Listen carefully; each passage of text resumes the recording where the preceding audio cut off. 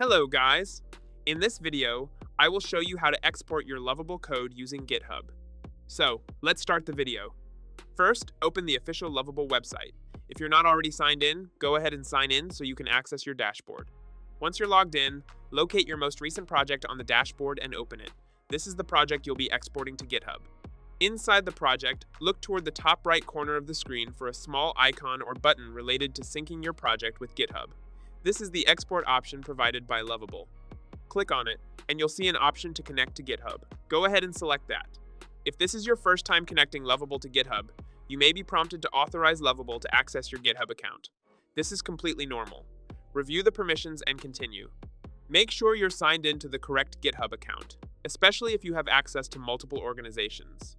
Next, select Connect Project. This will link your current Lovable project to a GitHub repository so the code can be pushed over. After that, you'll be asked to choose where the repository should be created. Select your GitHub organization from the list.